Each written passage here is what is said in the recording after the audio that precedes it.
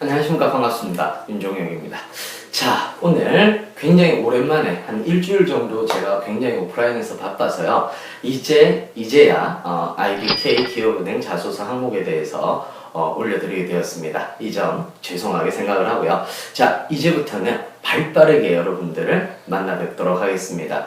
자, IBK 기업은행에 대한 그 기업 분석 또는 자소서 항목 분석에 대해서 이야기를 좀 드리도록 하겠습니다. 1번 같은 경우에는요. 기업은행의 자소서 항목 1번 같은 경우에는 IBK 기업은행에 지원하게 된 동기는 무엇입니까? 라는 것과요. 입행 후 만들고 싶은 기업은행의 모습과 이를 위한 본인의 자세에 대해서 설명해 주십시오. 라고 이렇게 얘기를 했습니다. 자, 중요한 건 여러분들이 이 부분이 질문이 2개라고 항목을 2개로 만드시는 분들이 계세요. 제목을 2개로 해가지고 항목을 2개로 이제 만드시는 분들이 계시거든요. 그렇게 하지는 않으셨으면 좋겠습니다. 지금 각 항목당 전부 다 1000바이트 정도이기 때문에 1000자 정도이기 때문에 여러분들이 중요한 건 뭐냐 하면은 뭐 어찌됐든 간에 사실상 조금 길게 써야 된다 이런 부분들은 있거든요. 그런데 여러분들 생각을 해보시면은 굳이 2개의 항목으로 여러분들이 나눈다면은 굳이 여기서 1개의 항목으로 낼 이유가 없거든요. 그러면은 이 부분에 대해서 여러분들한테 좀 자세히 설명을 드리도록 하겠습니다.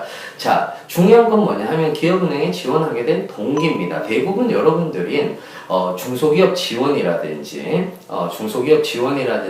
또는 어떤 대한민국 금융에 있어서 가장 중요한 부분들 중에 하나가 바로 중소기업, 진흥 이런 부분들일 겁니다. 이런 것들 때문에 기업은행에 지원하게 되었다 이런 식으로 이제 얘기를 많이 하실 거거든요. 자, 그런데 중요한 건 뭐냐 하면은 중소기업 진흥을 하기 위한 어떤 그 비전이라든지 비전 공유 이런 것들도 좋습니다만 여기에서 중요한 거는 뭐냐 하면은 자신의 지원 동기입니다. 여러분들의 비전이 무엇인지를 정확하게 이야기를 해 주셔야 되는 거고요. 그 비전에 의해서 나는 IBK 기업은행을 지원하게 되었다. 즉, 금융에 대한 미래를 얘기를 하는데 그 금융에 대한 미래에서 나의 비전과 어떤 식으로 맞는지에 대해서 이야기를 해주시는 거고 그 다음에 입행 후 만들고 싶은 기업은행의 모습과 이를 위한 본인의 자세라고 얘기를 했으니까 내 비전을 통해서 무엇을 만들고 싶다. IBK 기업은행의 모습을 만들고 싶다. 라고 이렇게 얘기를 해주시면 된다라는 겁니다.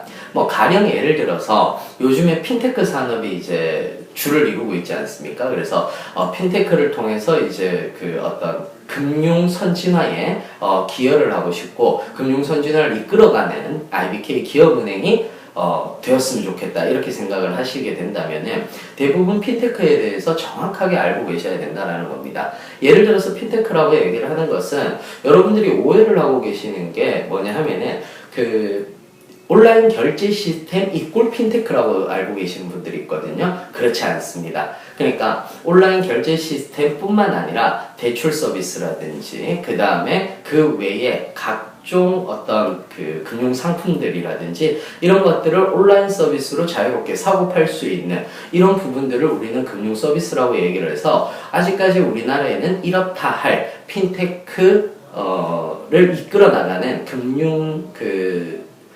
금융기업이 없거든요. 그렇기 때문에 IBK 같은 경우도 올해 4월달부터 실제로 핀테크 지원 사업단을 꾸렸습니다. 그래서 이런 부분들과 같이 합쳐져서 여러분들이 이야기를 해주시면 좋을 것 같고요. 여기에서 본인의 자세라고 얘기를 하는 거니까 내가 기여할 부분들입니다. 뭐 고객 중심이라든지 고객 중심의 자세를 기르겠다라고 얘기를 하든지 또는 나는 원래부터 고객 중심의 자세가 되어 있었다라고 얘기를 하는데 여기서 중요한 거 하나 뭐냐 하면은 그냥 단순히 고객 중심의 자세다라고 해서 서비스 산업에 대한 어떤 뭐 친절함이라든지 CS라든지 이런 부분들을 생각을 하시게 되는데요. CS뿐만 아니라 어떤 고객 상품이라든지 그 상품을 만드는 것들 능력까지도 전부 다 고객 중심의 서비스다 이렇게 생각을 하셔야 됩니다. 자, 그래서 1번 같은 경우는 이런 식으로 정리를 할 수 있을 거고요.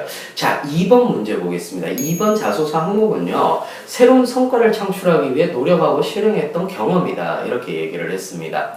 자, 여기서 새로운 성과다 라고 이렇게 얘기를 하면 여러분들의 역량을 보여주시는 것입니다. 역량을 보여주는 거니까, 역량은 크게 우리가 지식, 기술, 태도로 나눠진다라고 이렇게 말씀을 드렸거든요. 그래서 지식 같은 경우는 뭐겠습니까? 금융산업에 대한 전반적인 이해라든지, 그 다음에 지금 현재 뭐 금리, 세계시장의 동향이라든지 이런 부분들을 보여줄 수 있는 성과라든지 이런 것들은 이제 대부분 공모전이라든지 이런 것들이 지 않겠습니까? 뭐 그 외에 여러분들이 인턴 생활을 했거나 아니면은 또는 뭐 다른 사모임을 했다 이런 것들 같은 경우도 대부분 새로운 성과 창출에 쓸 수가 있는 겁니다. 자, 그런데 저는 아직 학생입니다. 또는 저는 아직 이제 졸업을 해서 뭐 여타 인턴도 잘 안 해봤고 그렇습니다 라고 이렇게 얘기하실 경우에는요, 새로운 성과 창출을 위해서 여러분들이 했던 뭐 프로젝트라든지 뭐 과제라든지 이런 것들에 있어서 새로운 접근 방식이라든지 이런 부분들을 여러분들이 이야기를 해주시면 되니까 걱정하지 않으셨으면 좋겠습니다. 자, 3번입니다.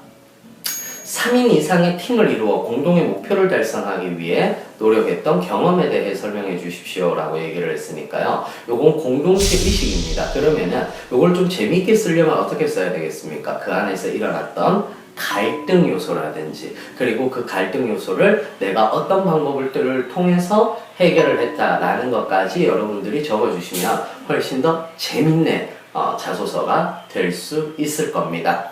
자, 4번입니다.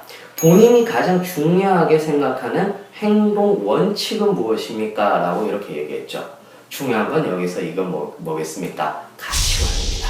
여러분들이 어떤 가치관에 따른 행동 원칙인 거거든요. 예를 들자면은 내가 일어나서 꼭 무엇을 한다, 또는 하루에 내가 꼭 무엇을 한다 라고 얘기를 한다라거나, 아니면은 내가 그 매일매일 하는 또는 주기적으로 하는 행동 원칙들이 있다라거나, 꼭 내가 무엇인가는 살펴본다라거나 이런 부분들이 이제 있을 겁니다. 그래서 그 행동 원칙이 무엇이다, 그 행동 원칙에 따른 가치관까지 여러분들 묻는 내용이니까 그 부분들 여러분들 꼭 써주셔야 됩니다. 그래서 정의, 사례, 정리, 저한테서 배우셨던 분들은 알고 계실 건데요. 정의, 사례, 정의, 사례, 정리 이런 순으로 여러분들이 보시면은 좋을 것 같습니다. 그래서 저한테 배우신 분들은 이렇게 배우셨어요. 기본 정보, 그 다음에 현용 정보, 그 다음에 판단력 정보 이런 순으로 배우셨거든요.